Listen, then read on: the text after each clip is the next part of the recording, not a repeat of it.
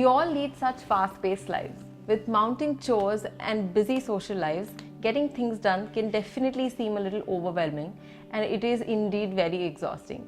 So today I'm going to share with you a couple of things that I do to simplify my life. If you want to make a dent in that to-do list, you have to have a plan of action. Having a planning center in the house helps a lot. This is where we put up all our activities during the week. Whether it's upcoming submissions, planning, travel, birthday parties that we need to attend, or anything else, it's all put up on this board over here. This little board in the house helps everyone to get a good visual of what's going on in the other person's life and plan activities accordingly. This way there are no overlays and there is no confusion at all. Another thing that you can do is to have a meal plan ready for the week. This is such a great way to cut down on the amount you spend at the grocers. Because you know what's coming up in the week, you just go and buy those ingredients.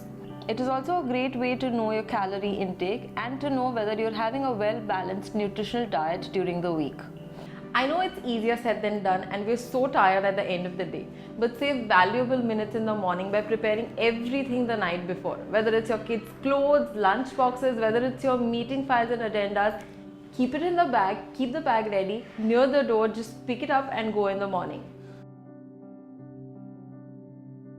I love to write lists. It's so satisfying to put a tick at the end of the day knowing that I have accomplished something. Another thing with writing a list is that once you have visualized what you want to do during the day, it's so much easier to prioritize what needs to be done first. Otherwise, the to-do list just never ends. Last but not the least, designate. This is a completely new thing for me because I love to do everything by myself. But I have learned to take help in any small form that it comes. So whether it's children doing household chores or just cleaning up after themselves, it just makes life so much easier. We also have a I need board. People just come here and write down whatever it is that they require during the week, and then when we go to shop, we have an all-comprehensive list ready at hand.